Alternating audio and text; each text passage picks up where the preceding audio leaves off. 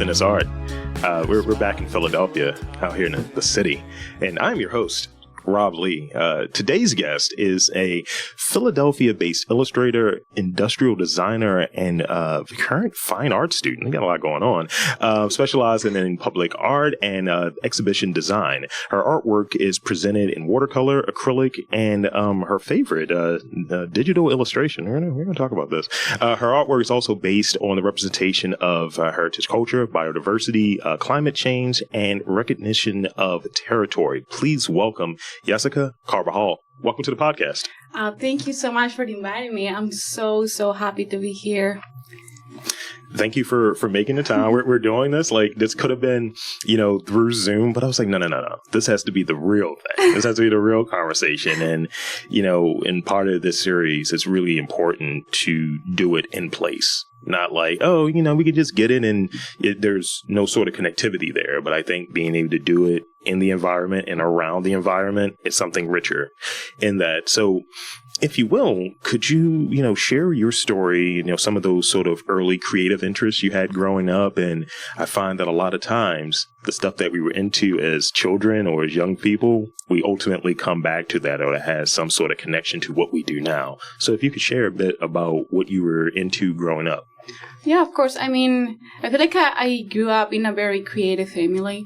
My both parents are designers. So my mom is fashion designer. My dad is industrial designer. So I think since I was little, my mom had this huge workshop with different materials in fabrics, in cardboard, in colors. And we were just that was our playground with my siblings. So it was making, the presents for somebody else, or the Christmas presents, or just things for ourselves. So I feel since I was little, I always had that in me, and I really enjoy it so much. So whenever I went to school, I took a lot of art classes, and that was my specialization when I was in high school. Mm-hmm. So I always feel drawn about that. I was super clear since I was little that is exactly what I wanted to do. And that happened with my sister too. She went to fine art design, school. I went to design school. And even though they're both similar in their creative and they have things in common, I realized that they're so different too.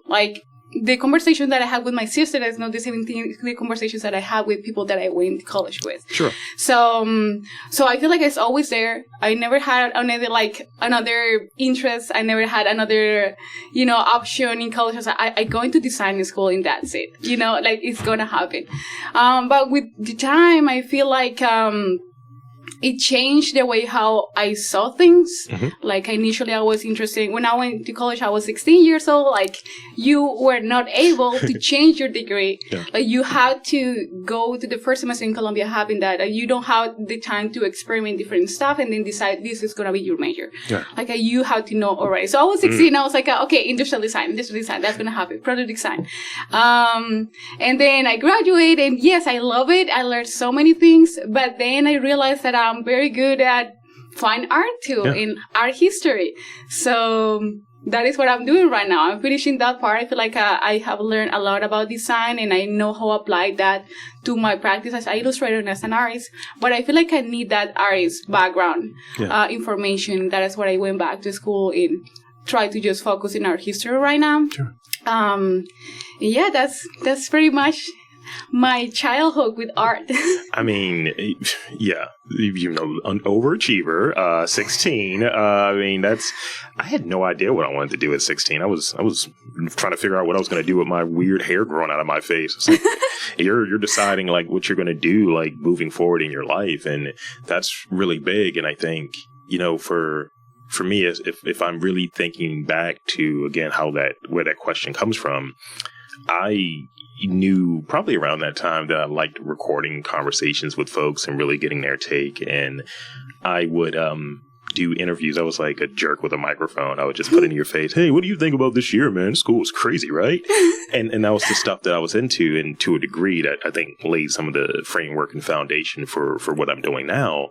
But I couldn't say, now almost 22 years ago, that, hey, this is what I'll be doing in this capacity when I'm an adult. I thought I was going to be an astronaut or something, or, have my own business, or even be in robotics. I had so many different things. But I think, when you have a sense of what you want to do, and you're able to kind of work towards it, which I'm seeing what you're doing. You're able to fill in those other areas, like having that base, having that foundation of, I have my degree in this area, and now I want to kind of branch off and extend in this other area that really connects to it, and they serve each other.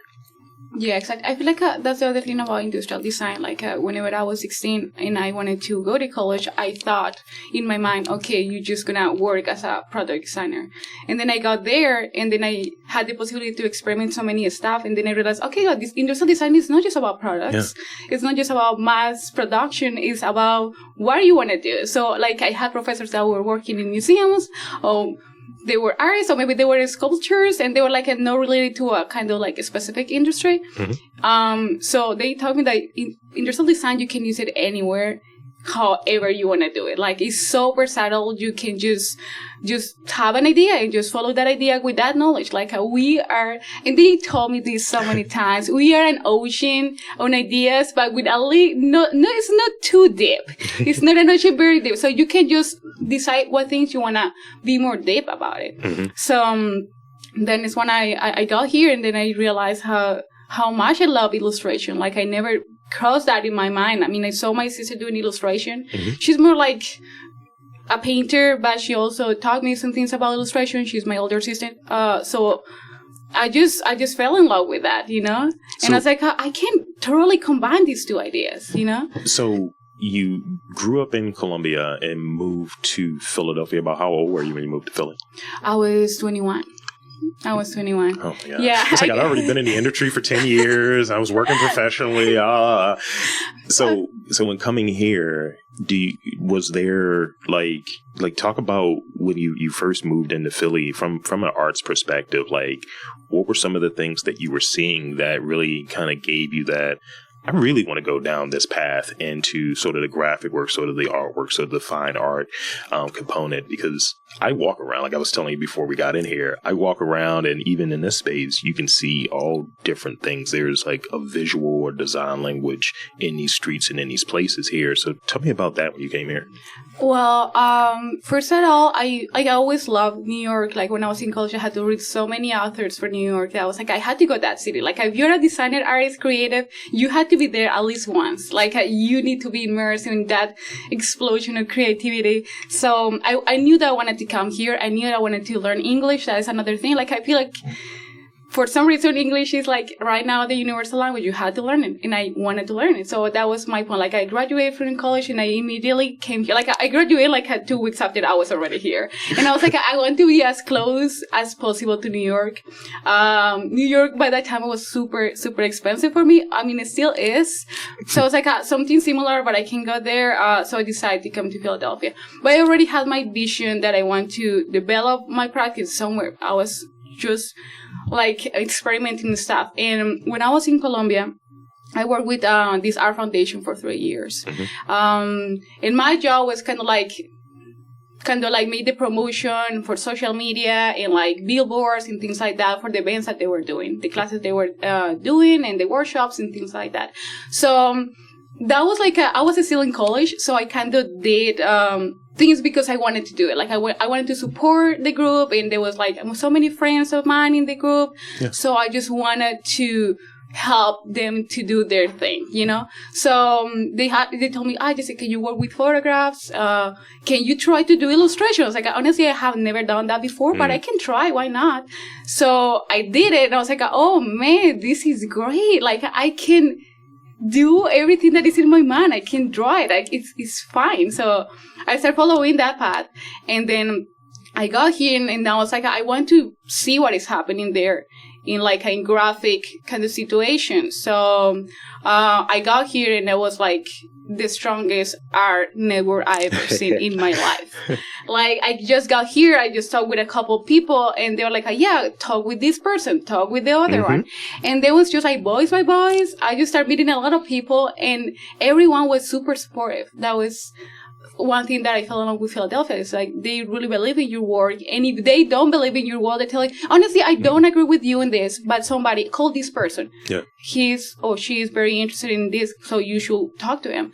I was like super open to anything. I just like as long as I can practice my English and I can talk about art, I'm honest, like I plan to be here 1 year and then I go back to Colombia and finish my stuff, but opportunities grew up here, so I decided to stay. But yeah, that was like the first thing that I saw here. I was like, and then I forgot about New York. I was like, Philly is my place now. Yeah. I feel so supported here. I feel like people really understand my work here, and so many people is doing things, collaborations with me. It's like I never imagined to do this before. So. That's wonderful, and we had to get you down to Baltimore then, because we're coming up right behind, and that's where I'm coming from. And when I come up here, I see like Philadelphia has a lot of that sort of support, that connectivity you mentioned. I see that, and I see Baltimore coming up right behind it. We're like slightly behind, and it's sort of that spirit, that creative spirit. We're just like coming up right behind it, And I say that because over the last maybe 5 or 6 years, I've been kind of monitoring Philly, which is one of the reasons why I wanted to do this series up here. And I've been, back and forth getting okay, Philadelphia's changing. I see development. I see things happening. And one of my peers in Baltimore, he told me about this place they were recording this interview in. And kind of in that same sort of vibe of, you said in 2 weeks, upon graduating, you were in here. Me too, after maybe 2 weeks of having that conversation, I signed up and became a member because I've seen the value there, and I've seen this sort of creative energy and this sort of collaborative spirit. And that's what I think many cities with Black and brown people like ourselves can I think really benefit from, just having being able to have that sort of conversation. And to your point of, I think, so I was telling you before we got started about this class that I was in. And one of the things that was really cool about it is this period of critique, and I think a lot of times we don't get that. We just have to put stuff out there. But I think being able to get that critique and being able to get it for someone who might look like you, they kind of get it, or people that you can kind of connect with that can help you improve what your vision is and get some of those things that there's frankly gatekeepers in the way of at times. Mm-hmm. So, could you share more about studying industrial design and public art, and how these areas of study have influenced your artistic style and your approach? And I think we were touching on that a little bit, but talk about how some of the work that you're interested in, some of the studies that you're in, how they all kind of work together, what you take from them to kind of improve the way you go about your work. Mm-hmm. Well, industrial design, that is kind of the first thing that I had interaction to. It was they taught me to be as precise as possible. So you are not gonna have something out there until you are 100% sure that it's gonna work, mm-hmm. and that it's going to have an audience that is gonna appreciate it. So that is one thing that sometimes, right now that I'm in fine art school, I have this conversation with my professor all the time. Whenever we're doing drawing or sculpture, they were like, Jessica, you had to be less perfect. Because I use rulers and I take the measurement and I want to look exactly alike. I went to, in Colombia, you had to go to school 5 years plus 1 other year of your thesis. So I have 6 years in my mind, people telling me that you have to have everything measured. And then I got here to fine art school and they say, forget about that. You have to let it go. Don't use rulers. You just freehand. Do things like that. Be a little bit more spontaneous. Mm-hmm. So it's been a little bit difficult for me to just be less exact.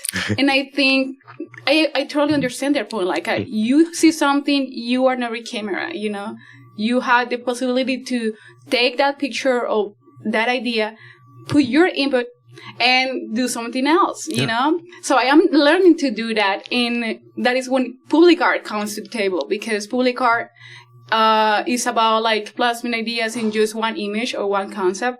So I had the possibility to take ideas and concept from public art, mm-hmm. that usually for me is community support, or talking about my culture as Latin, or talking about being a brown person in America, or so many things that I have in my mind. But also I take industrial design to show in a specific audience what are those ideas, or how can I really show through illustration those ideas, and people are gonna understand me. Doesn't matter what language they speak, what kind of like job they have.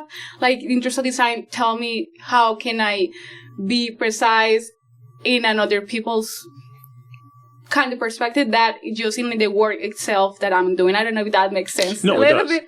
But yeah, that's the thing that I love with public art, that I had the opportunity to just tell a long story in just one picture. Okay. And in visual design, helped me to put that picture out there and being understood. Yeah, I like that, and I think being able to have some of the things that you're interested that come out within your work, and being able to take like, hey, I have this in this very precise sort of way, like I understand this and have this sort of acumen, and then also if you need it, I can do it as public art as well. You know, I like being able to work within both, and I think, you know, or at least applying those sensibilities for one, because a lot of times like, you know, with, I think measurements, I think architecture, right? So you got to be very precise or that building's going to fall apart, or you're not going to get past the inspection to even fall apart, right? But I find that, and I go back to this thing where I had this period where I wanted to do paintings, right? I did these, like, I guess I don't know what size they were, but they weren't huge. I was doing these paintings once a month for like 6 or 8 months, something like that. And the first one I did, I had rulers, and I was trying to show all of these different angles and have very sharp angles in painting in these spots. And most of it is very precise. And then 1 or 2 spots in it, I see that I didn't care in that area.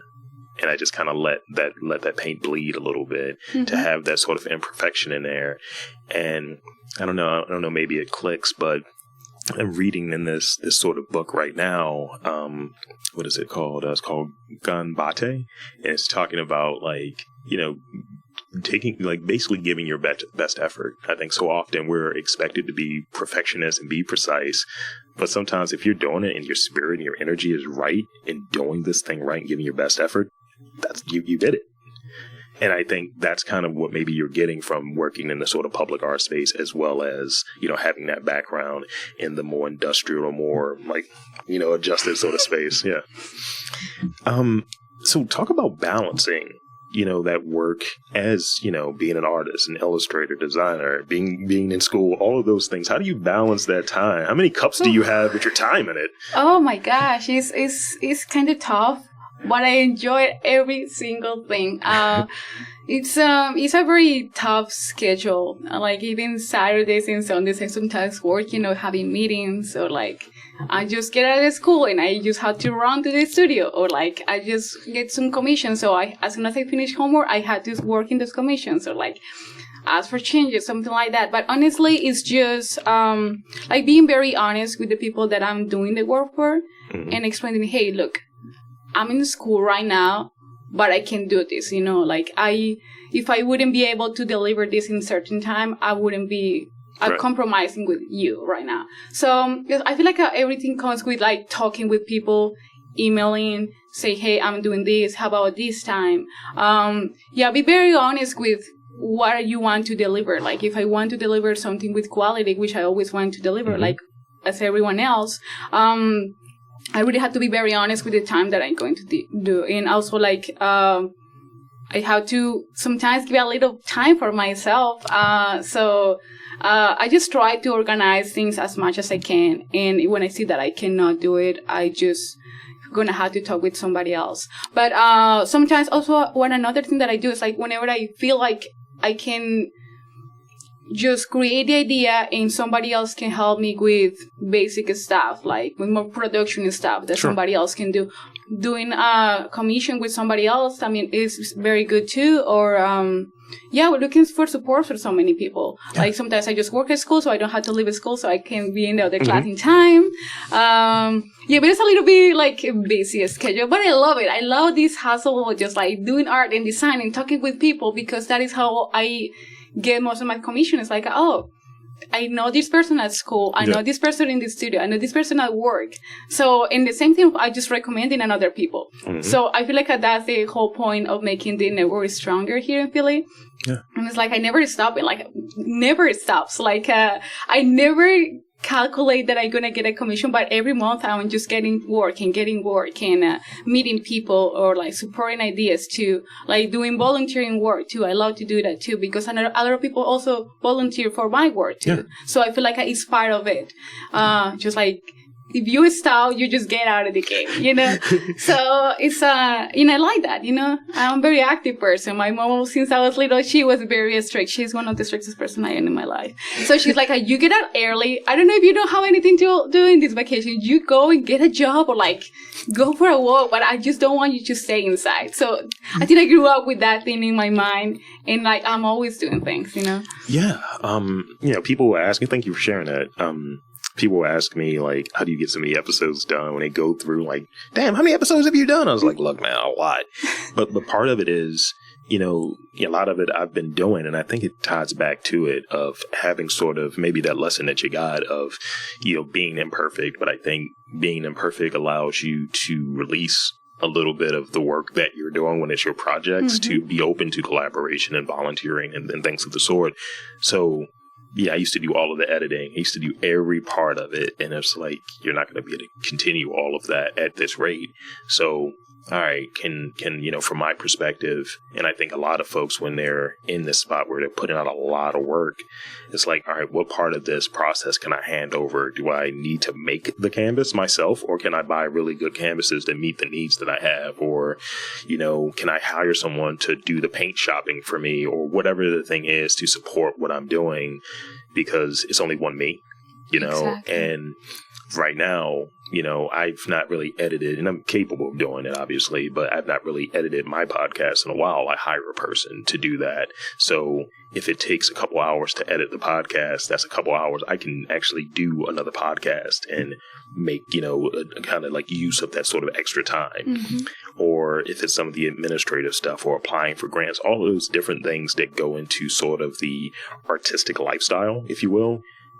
Having support in that way to kind of merge, and again, merge the background that I have, and my degree is in business, to tie that sort of background with this artistic and creative sort of like heartbeat. Exactly. Another thing that I found interesting is like whenever I start collaborating with people or they collaborate with me is you stop being just so close-minded to it's your idea. And I mean, it's obviously very important that you have control over the idea and somebody else can help you with the production. Yeah. But at the same time, the people who help you with the production have so many ideas that they can help you to build your own and like to kind of like expand your perspective of things. So I feel like whenever you are willing to work with somebody else or let somebody else in your process is a rich possibility of things. Like they can give you new ideas and perspectives and you can have something better, or you can do things faster the next time, or you're gonna think different the next time. So I feel like it's not just about getting things done, it's about how things are gonna turn out. Like what are the inputs that are gonna be there and it's just gonna turn out great, or maybe I don't know, it changed you as an artist, or like as a thinker. Yeah. Doesn't matter in what field you are, but I feel like our collaboration is key for everything. Yeah, and I think being in a city like this, that's the thing that I'm seeing, and maybe coming from it from sort of an outside perspective, like you're a transplant the same as, well, I'm not a transplant, I'm a visiting, if you will, but I think that's what one is seeing, and kind of the opportunities that are here from arguably people who don't have sort of the ties and the baggage or the roots that are deeply rooted as some folks have here. And I think that's something that's very interesting when it comes to looking at how a place grows. It's like you want to bring in people who are about the community, and you touch on it. You're like, I dig Philly. Like, Philly's great. And I think, when someone comes into a city or new people come into a city, they want to be a part of it. And I think being respectful of it versus coming in and saying, I'm going to make it in my image now. And I think that that's really important, and that approach is important. And that's why some of those opportunities have come that way. It's like you're here to work, connect, collaborate, and, learn and all of that good stuff or what have you. People see that and it resonates. And that's why I think sort of that collaboration and those connections that you referenced earlier just are coming along. It's like every month, or you have folks coming in and say, here's a client, here's an opportunity, here's something. So I got 2 more real questions for you, and then I got some rapid fire questions for you. Yeah, I'm scared about that one. No, you'll be fine. You'll be fine. No, you won't. Oh man.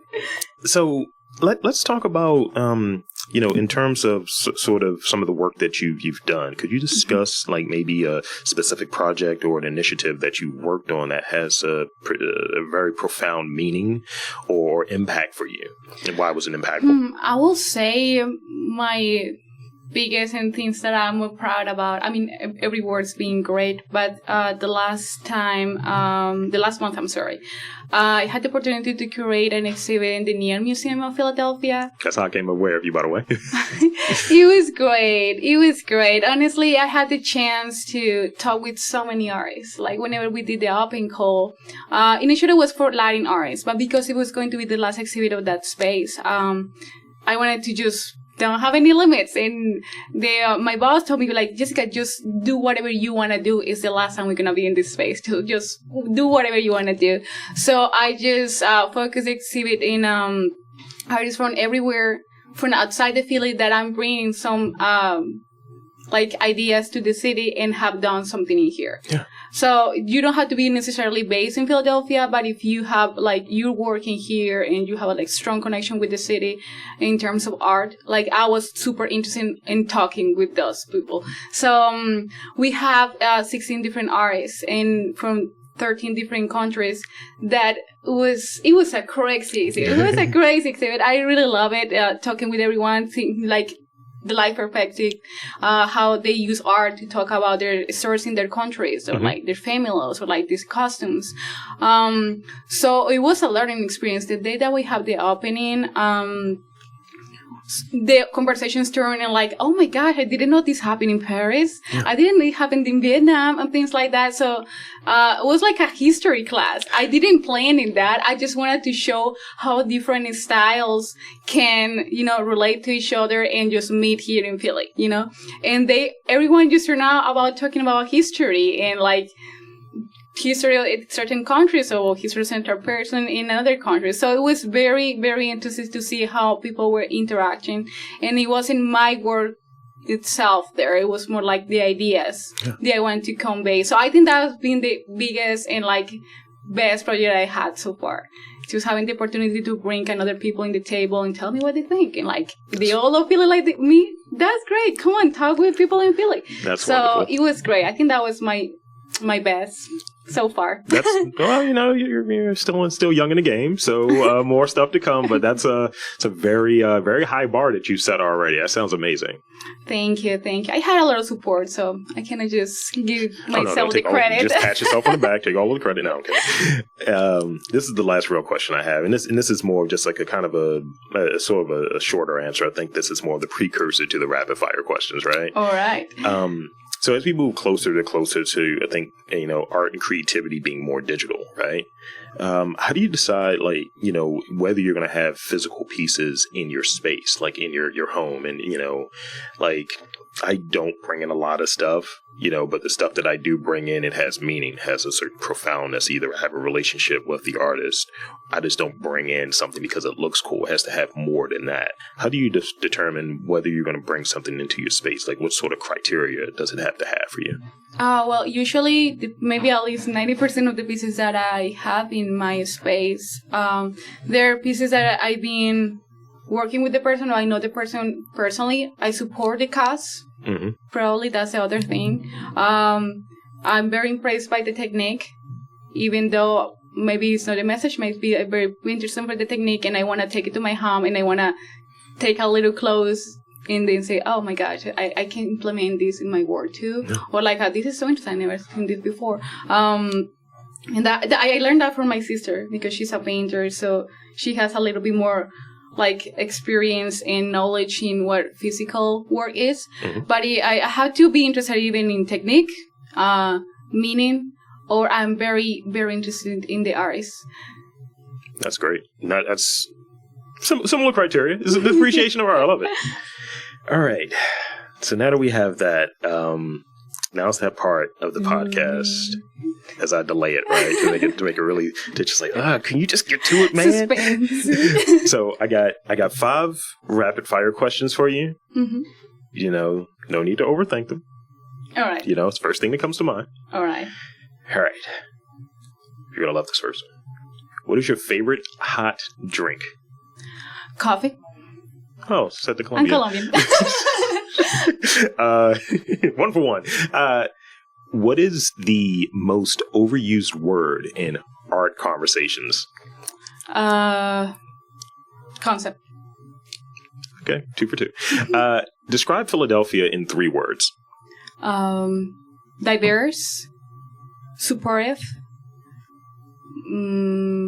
versatile, probably. I was hoping you would say it in Spanish, but you didn't. So you didn't take the bait, unfortunately. Versatile. How many hours of sleep do you typically get? 4. In a good day, like a Monday to Friday, probably gonna sleep 4. In the weekend, probably gonna do 6. You noticed that look I had on my face. I turned into a dad for a second there, didn't I? Jessika, please sleep more. I was like, what are you doing, Jessika? What's going on here? All right, here's the last one for you.